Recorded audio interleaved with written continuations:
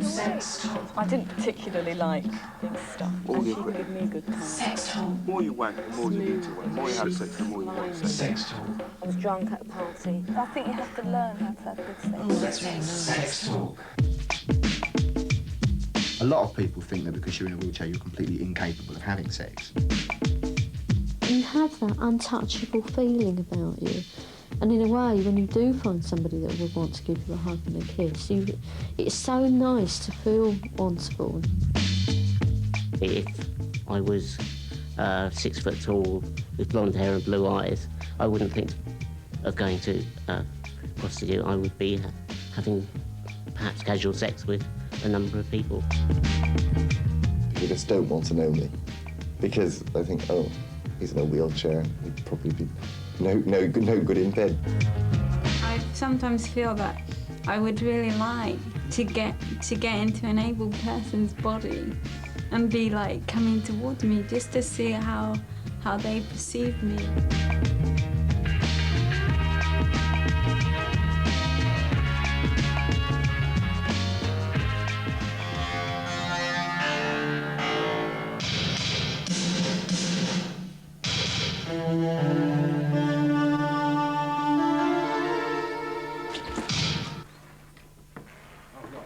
When an able-bodied person looks at someone like me in a wheelchair, the first thing they see is the wheelchair. Now, if you fancied me, you might wonder, can he have kids? Can he have sex? You might even ask, how? Who with? And is he any good? If I fancied you, I'm sure I'd wonder much the same thing.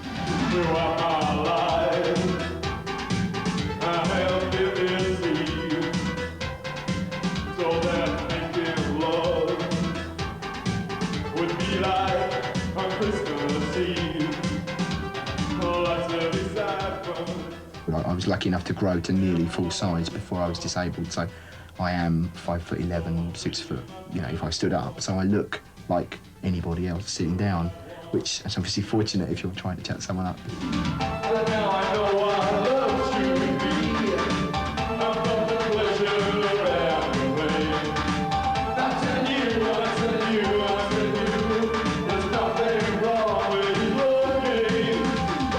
Obviously, I get girlfriends. I've got girlfriends. I've had girlfriends, and I've got one now. So it's not really a problem. With Jackie, my present girlfriend, it was fairly straightforward, really. We were in a disco. I was really drunk, and she was completely really drunk, and she stepped back into a disco light, because it was already dark, and there was just loads of lights coming down. And she laughed. Come on!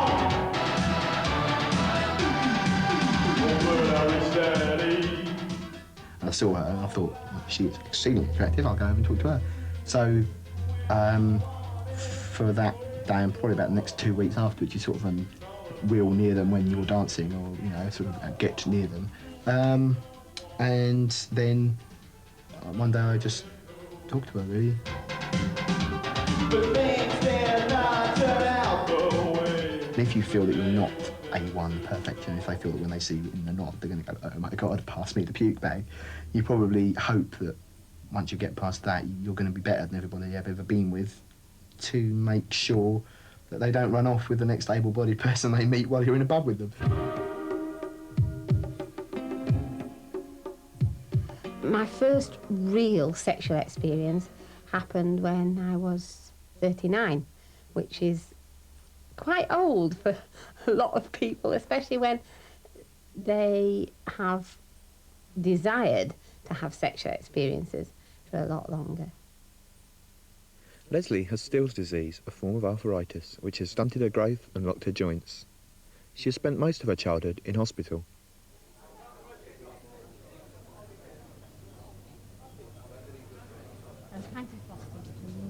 I'd been with a couple of blokes previous to that, and it had been very difficult, mainly due, I think, to their concern and apprehension and doubts as to my capability of having a normal sexual experience. So when I was 39, we eventually managed to prove that all their previous doubts had been ill-founded. Well, my very first one, well, it was one of these ads which I answered, and I suppose I really put myself on the line in a way. It's quite dangerous. Sheila has had psoriasis since birth. It is a crippling skin disease which covers her whole body. She is a second-year student at Brighton Poly. Anyway, I met this chap and we went for a drive and he took me back to his flat. And we got talking and I don't know whether he was bored and didn't know what else to do with me or whether he was over, you know, keen for a quick leg over or what, but he suddenly started to assume I knew what it was all about, quote. And I sat there and I thought, well, I don't know what it's all about, and if I've got an opportunity to find out, perhaps I'd better take it. And I did. You're expected to be waiting for other people to do the inviting and the making the advances. And therefore, I think for far too long, I followed that line of thinking and was just waiting for the queue to form at the door.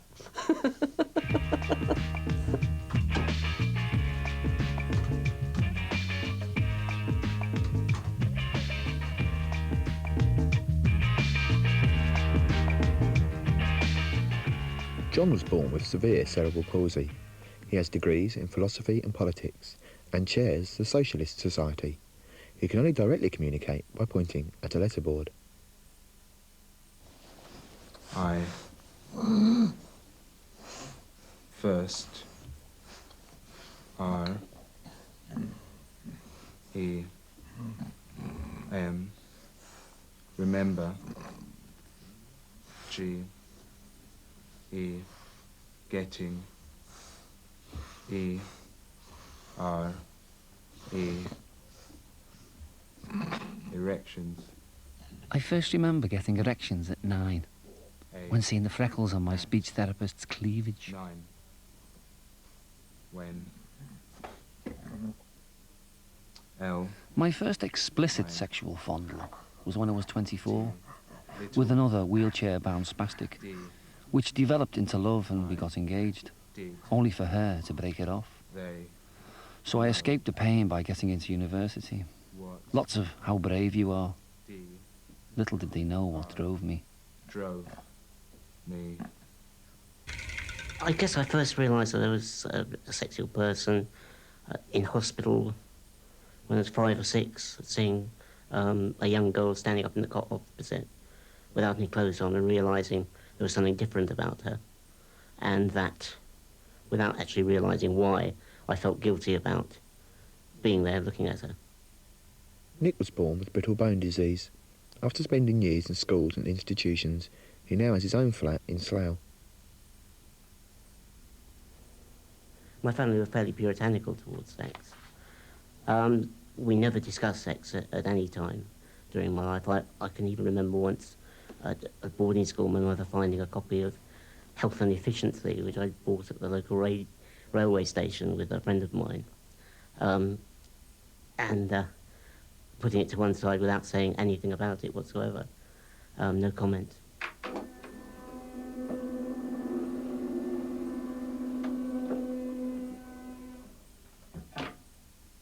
What's the poem? They fuck you up, your mum and dad. They do not mean to, but they do. They take the problems that they have and add some new ones just for you. I think that's probably true. My mother worked incredibly hard to ensure that my general expectations were as high and as ordinary as everybody else's. She was told by the nurses on one occasion, I was about 10 and a half, that they thought it was about time that she told me the facts of life. So I think it probably blew her mind to think that she was going to be expected to share the more intimate details of being a woman with her daughter in a hospital ward. And she took me aside and told me some of the details and gave me the instructions that there was a lot more to learn, but she'd tell me that when I needed to know. And I'm still waiting.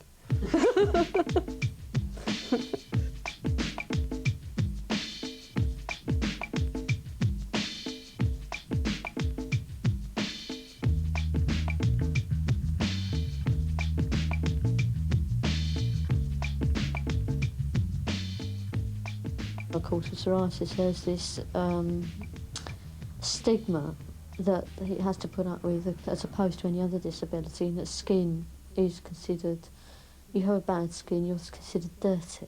You perhaps you don't wash enough or something like that, or you're catching.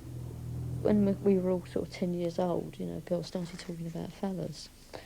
And I remember right at the beginning, our class was going to have a party, and this teacher got it into her head that all the girls were going to go in partnered by a little boy. And she let the boys choose their the girls choose their partners, and then it got whittled down to me and one little boy. And when he found he thought he was going to be partnered with me, he just cried and didn't want to do it. And in the end, I stayed off. And all my friends were really supportive, saying, "You don't want to go with him anyway," you know, sort of thing. But I mean, that at 10 years old, I mean, that's always stuck with me. And that, I suppose, my first inkling of what I was going to be in for as I got older. When I first got out of school, I had a large circle of friends. I guess I still have, men and women. There were various girls that I had a crush on, and perhaps if I wasn't in such a dependent sort of situation, perhaps I would have had some kind of sexual experience during that period. I suppose, but my favourite pastime was the smoochy dance at the end of the disco, which I always used to make sure I got somebody for. But it was making that jump from being good friends, you know, to a sexual situation, which was difficult. I didn't really think about boyfriends until I was sort of 18, and that I think my mum was. I don't really know what my mum thought about all this. I think she hoped to find somebody. At the same time, she knew how I felt about things. You know, I sort of go around saying, "Well, no one's ever going to want to kiss me. Who's going to want me?" sort of thing. Because I used to think, what are they going to find out when they see me without my makeup and without this? And I just didn't, you know, that would be it. You know, I think at that period of time, my relationships lasted about something like 2 to 3 weeks, and then I'd finish them.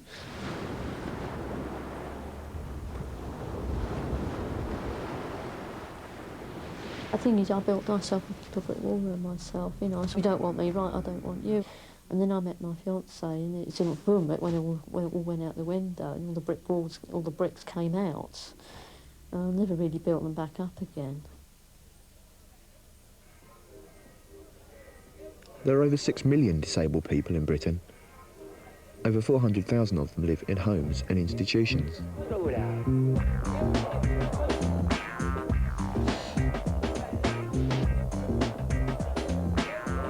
Make it real, baby, like it is. So welcome to this palace of sex and love.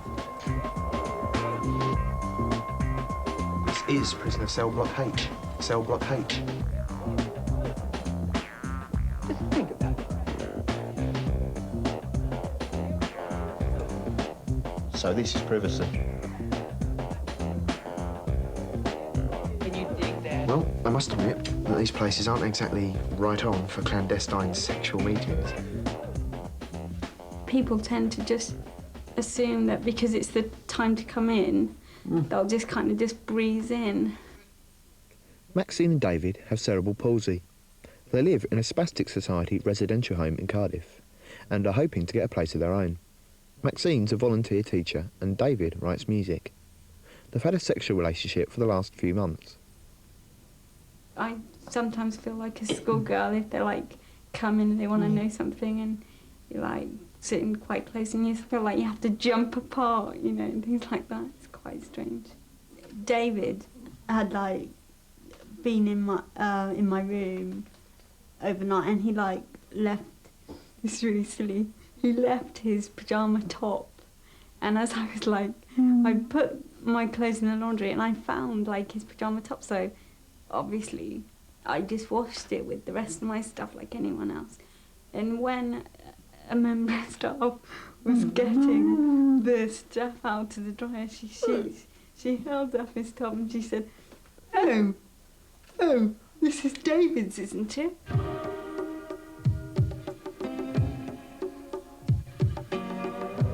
People just like tend to think, oh, look, they're nice little friends, you know, and it's sort of like, oh, doesn't it look sweet? And it's kind of the attitude of pat them on the head and like, it's as if they're saying, oh, let them dream on. our relationship is like, it's as if we're sharing it with the staff unwillingly, because they're sort of like coming in, they're like, oh, it's a kind of, oh yes, you know, what's gone on here? It's like another person that's sort of like, almost, if you like, coming in on our relationship. Simon, who has polio, is a counsellor.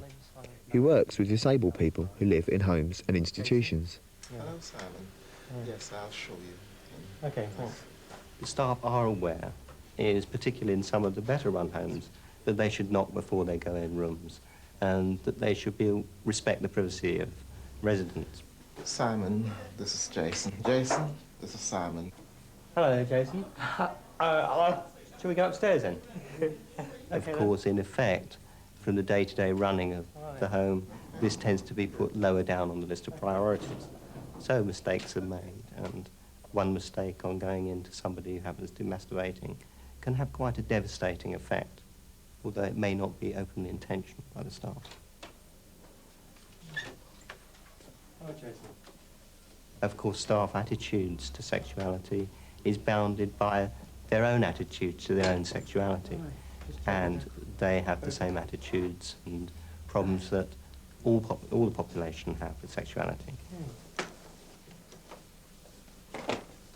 Right. Well, how long have you been here? I had one client who wanted to buy a vibrator. They managed to get the vibrator, and although it was frowned on by the staff in some way, but not openly, eventually it was taken away because it was said the noise disturbed other residents.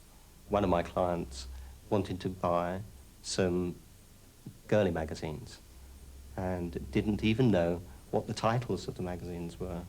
So he asked me what they were, and I said that there was one called Men Only. And he wanted me to buy it, and I said that I think it'd be good if you got to buy it yourself. He went away, and when I came back the next time, he'd asked a carer to buy the magazine for him, and what he'd come up with was Woman's Own. Looking back to the times I spent in hospitals, there's still a very patronising air among some members of staff.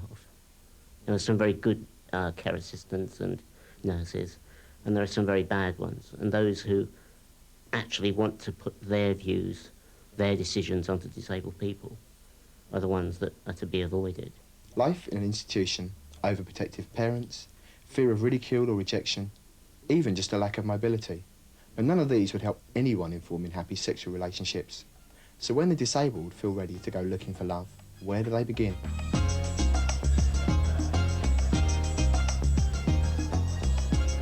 Well, I suppose I'd been building up to actually doing something like Joining the Outsiders for a long time, but I had never heard of their existence until I came down to live in London. And one day a friend was telling me about her wonderful experiences in this group of disabled people. And I said, gosh, that sounds great, I must join that. So she said, okay. One of the big points about the Outsiders is that they help each other. Somebody who's very shy might be asked to take somebody who can't see to the toilet, and that might be the first time they've actually done anything to help anybody else. And somebody who's very phobic, for example, a shy man who's afraid of women, might be asked to feed a woman who can't feed herself. We help people gain confidence and feel better about themselves so that they don't feel so nervous about starting relationships.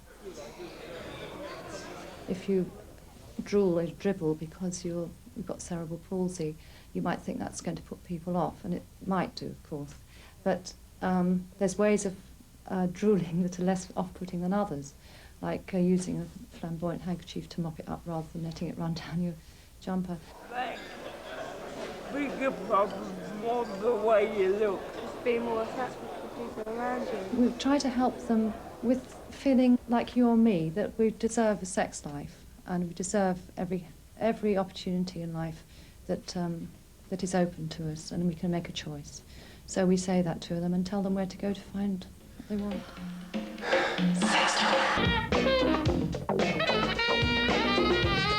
Girls, girls, girls! Girly magazines? Would I be able to reach them? I need rubber arms. Stairs everywhere. More stairs, yes, some more stairs.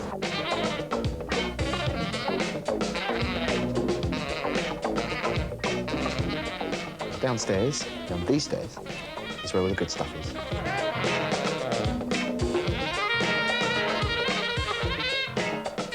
A young model.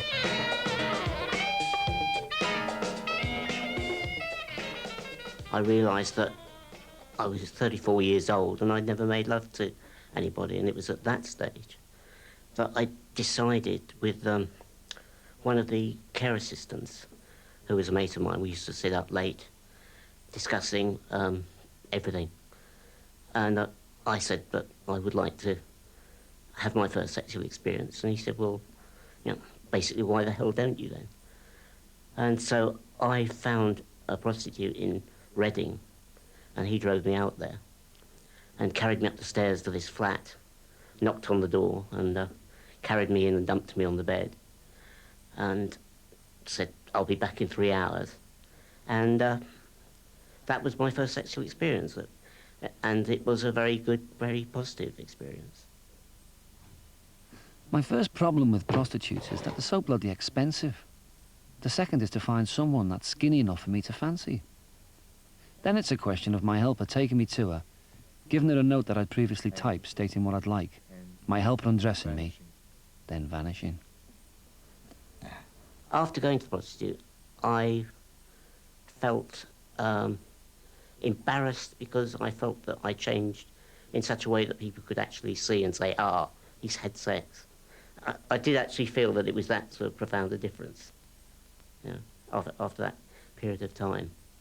And for several days that feeling stayed with me. I was sort of trying to look very, very calm when I didn't feel it.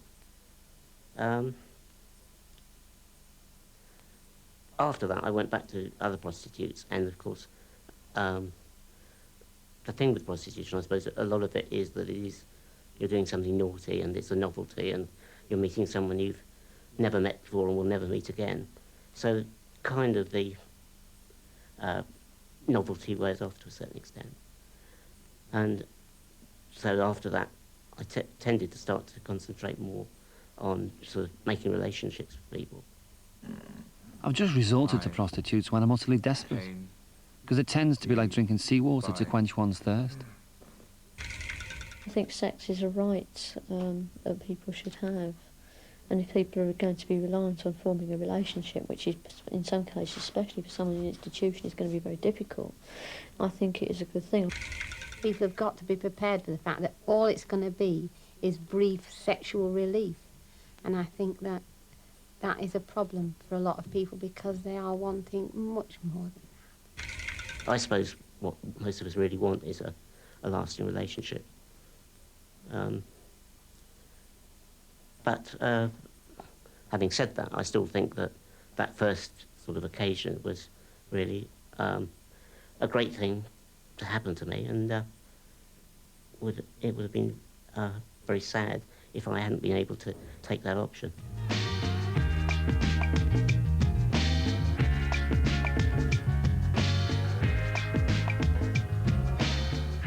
Elsa is gay and has a spinal injury.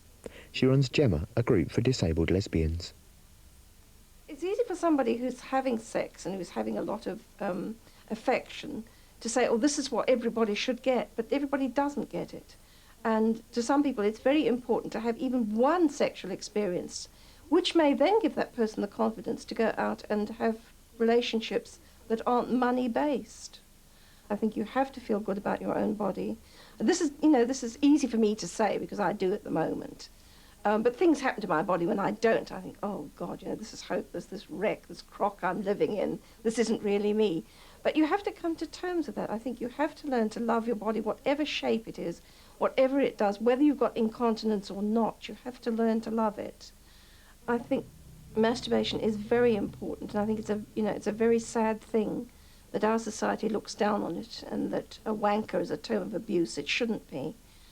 We should be proud of our bodies, proud of what they can do. So being gay can certainly add to your problems. 4 years ago, Nigel was living in London, enjoying the gay scene. Then, an accident unloading a lorry left him disabled. Since then, he's spent 2 years in hospital and now lives with his parents near Bristol.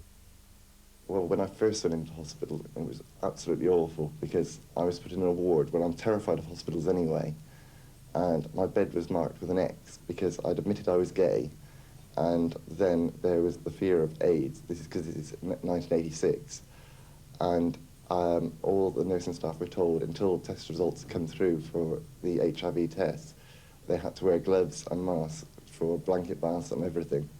And everyone in the ward was saying, "What's wrong with you? What's wrong with you?" And it really was embarrassing. I lost all my friends. This is on my gay friends, because immediately after the accident, when I was in hospital, my actual lover and, so say, my best friend, which obviously wasn't a friend at all, had nothing to do with me, and I was told in the letter they didn't want anything to do with a spacker in a wheelchair. I'm in pain constantly. I've learnt now, I must admit, at first I was in tears nearly all the time. I couldn't cope. If I could have got tablets at that time, I would have definitely taken them. It wouldn't have been out of sympathy. It would have been actually to try to take my life. But I've learnt to cope with pain now by smiling.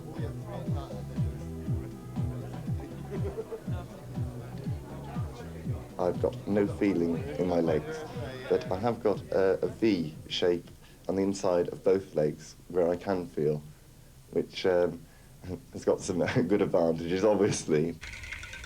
The Outsiders have produced a booklet as a guide to disabled sex that describes the bits that do and don't work. I think a lot of people are confused by the disabled body in the wheelchair. They assume that it's paralysed, that they don't feel anything at all. They don't understand that some people with spinal injuries can get erections, but they might not feel much. Some people might be able to feel everything but can't move. There's a lot of different sorts of paralysis. But whatever you can do or can't do, there's always lots of things to do in bed. My disability does limit me to some extent in that because some of my joints are locked, it means that normal sexual activity is somewhat prohibited. So we have to go in for different positions and that kind of thing.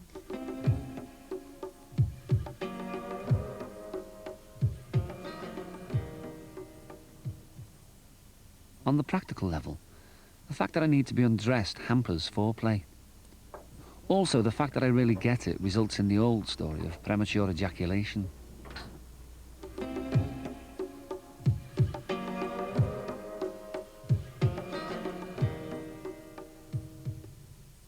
You can get very sore, you feel yucky and untouchable. I mean, this is the way you feel yourself.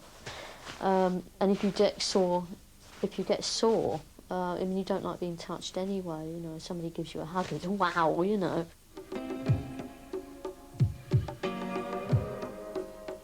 Obviously can't do it standing up. I can't chase them around the bedroom. And having thin legs, you sort of look like one of those little paper things you cut out when you're a kid and stick your legs through and do that. So you do look kind of strange.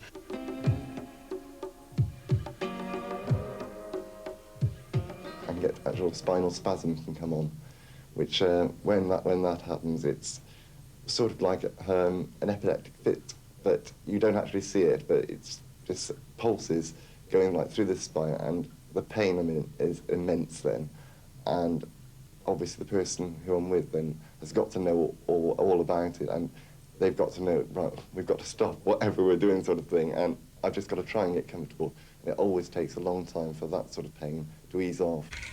I mean, you have to be able, well, not only in a sexual situation, but in any situation, you have to cope not only with your own lack of self-confidence, but with the lack of self-confidence of the person approaching you. Because they've got all sorts of may have all sorts of prejudices about disabled people. And you've got to put them at ease.